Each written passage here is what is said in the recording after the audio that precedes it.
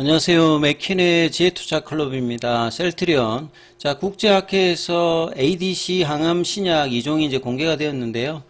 이제 바이오시밀러에서 신약 개발사로 이제 본격적인 성장이 기대되고 있습니다. 그래서 오늘 주가는 종가상으로 184,800원에 마감됐는데요. 이 부분 한번 살펴봐 드리도록 하겠습니다.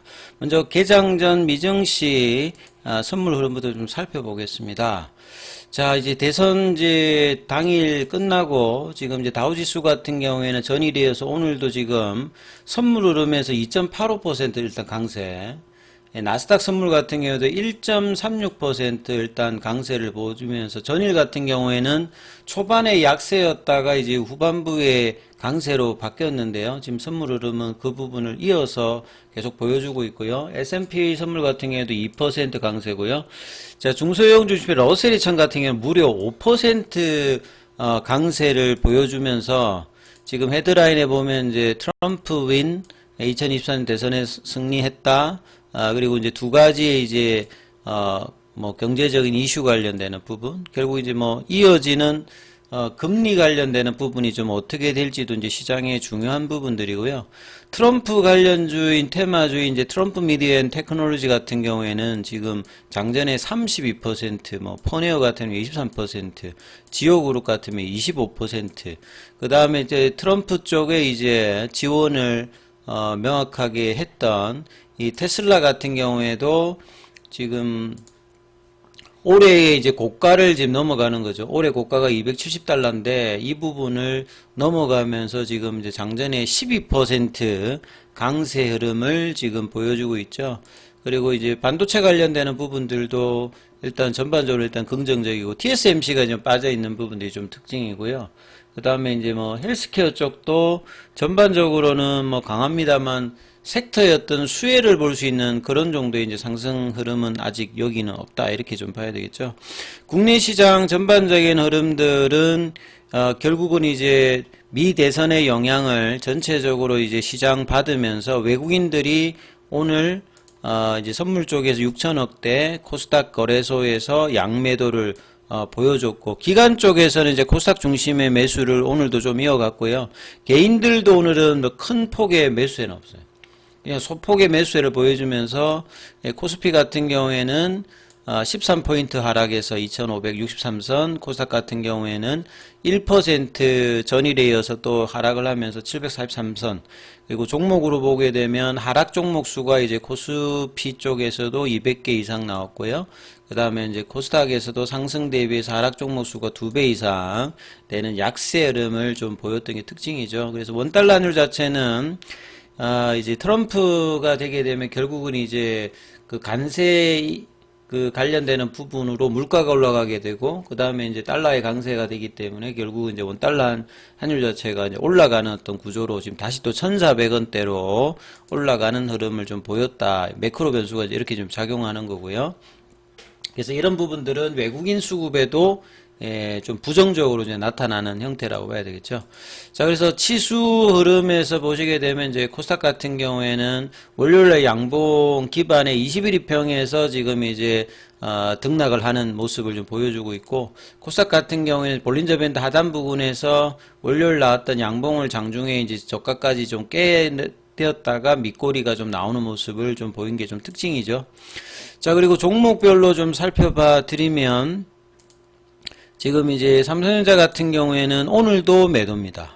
그러니까 삼성전자에 대한 매도는 계속 이제 외국인 쪽에서 이어지고 있고요. 하이닉스 관련되는 매수는 오늘도 이어졌습니다만 5일선 정도 부근까지 일단 조정을 장중에 19만 2천원대까지 좀 내려갔던 부분이었고요.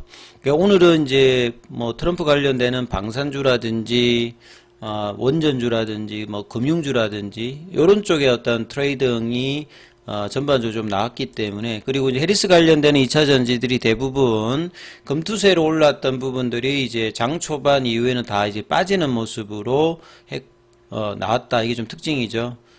그 다음에 이제 헬스케어 쪽은 사실 누가 되든지 수혜가 되는 섹터인데 큰 흐름은 없었습니다. 셀트리온 같은 경우에는 오늘 이제 외국인들이 이제 소폭 매수를 했고, 그 다음에 프로그램 쪽에서도 큰 흐름이 없었죠. 그리고 이제 창구 쪽에서 보면 공매도 쪽 이제 신한이라든지 여기서 이제 매도가 계속되었고, NH투자증권에 좀 매수를 했는데 장중에 이제 밀렸다가 월요일 날에 양봉의 시가 부근까지 내려갔다가 이제 올라왔어요.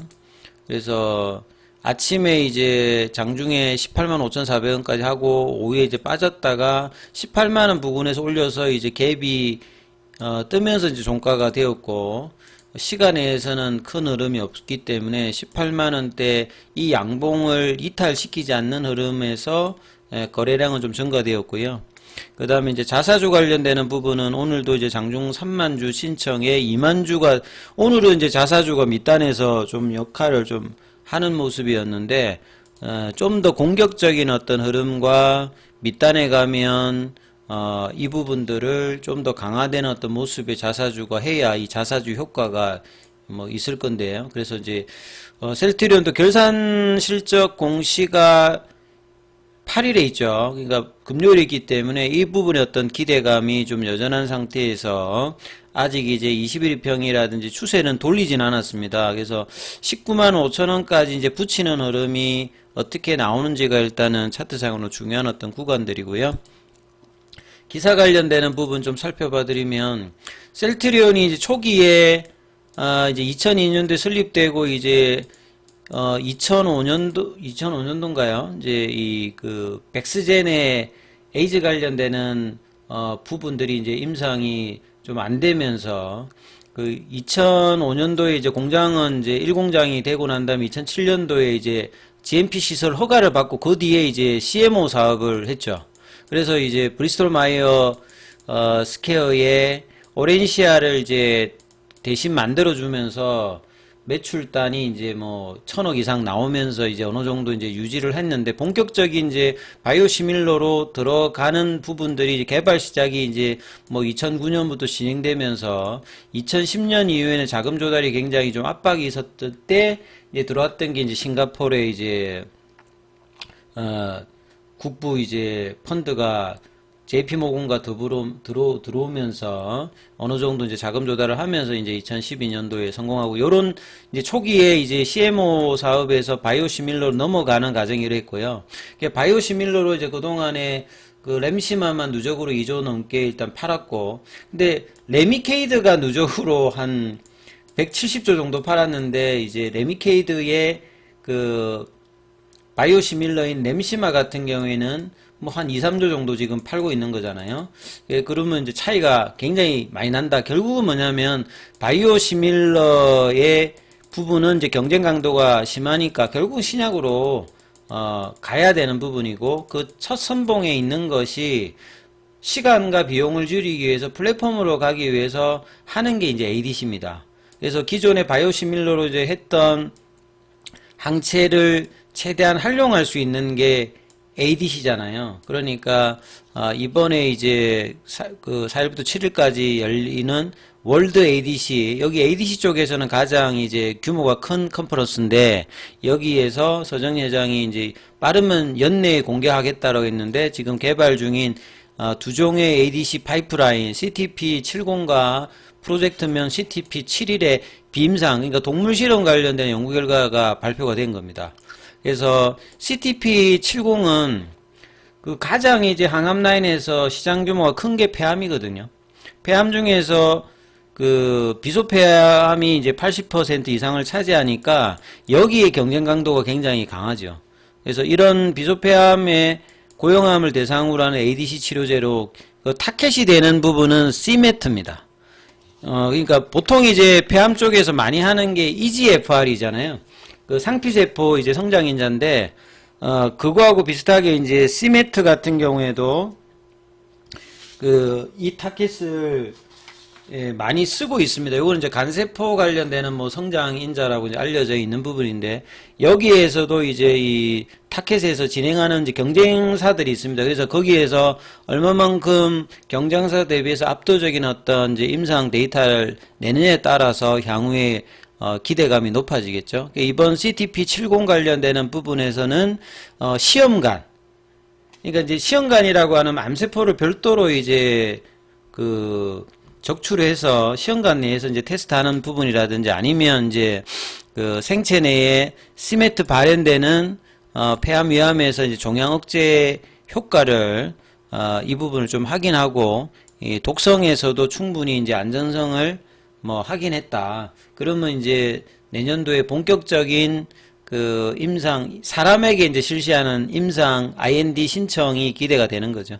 그 다음에 이제 방광암 쪽에서도 타켓을 넥틴 이제 포로 하거든요. 그 방광암 쪽에서는 대부분 넥틴 포를 가지고 이제 빅파마들도 ADC 개발합니다. 그러니까 ADC 개발은 왜 중요하냐면 지금 이제 항암 라인에서 가장 빅파마들이 신경을 많이 쓰는 쪽이 투자를 많이 하는 게 이제 에너2가 성공하면서 에너2가 본래는 유방암 쪽에서만 그 허투 관련되는 부분이 이제 있었는데 여기 이제 허투가 발현되지 않아도 사용된다. 그렇기 때문에 지금 이제 다른 고용암 쪽으로 굉장히 빨리 확장되기 때문에 마치 면역관문 억제제 2014년 15년에 키트루다 옵티보가 나왔던 거와 비슷한 어떤 흐름의 자금이 ADC 쪽에 지금 들어가거든요. 그러니까 셀트리온이 ADC 쪽으로 방향을 잡는 거는 굉장히 뭐 지금 잘한 겁니다. 그래서 ADC 시장 자체가 굉장히 커지기 때문에 여기에 빠르게 진입을 해서 임상의 어떤 유효성을 낸다라고 하면 이제 바이오시밀러는 퍼레이션을 높게 받을 수 있는 구조는 아니거든요. 그러니까 경쟁 강도가 세졌고 빅파마들도 들어오고 후발 중국이나 인도 쪽에서도 진입되기 때문에 지금 뭐 만료가 되면 한 10개 정도가 대부분 붙기 때문에 약가 자체가 낮게 시작하기 때문에 수익성이 예전보다는 많이 줄었기 때문에 결국 이제 신약에서 성과를 내는 이제 전환이 절대적으로 필요한 부분이라고 봐야 됩니다. 그래서 이 ADC의 비임상 관련되는 이번 학계 발표는 단기적으로는 이제 빨리 이제 진입을 해야 되는데 어느 정도 이제 결과를 보였고 내년도에 본격적인 이제 IND 신청을 통해서 임상을 진행하게 되면 이 성과가 나오게 되는 중장기 라인에서는 셀트리온의 이제 리포지션 리레이팅이 될 수 있는 어떤 가능성이 높아지는 거죠. 그만큼 ADC 쪽은 국내에서는 이제 리가캠 바이오 정도만 있는데 그 외에 이제 ADC 쪽에 하는 게 제약사들도 이제 ADC 쪽 관련해서 오픈 이노베이션을 많이 하고요. 그 다음에 이제 알테오젠도 이제 ADC 관련되는 부분의 SG용 개발도 지금 진행하기 때문에 이 부분에 어느 정도 성과를 내준다라고 하면 주가 측면에서도 중장기적으로는 굉장히 도움이 될 수 있는 어떤 부분이다. 이렇게 생각이 되어집니다.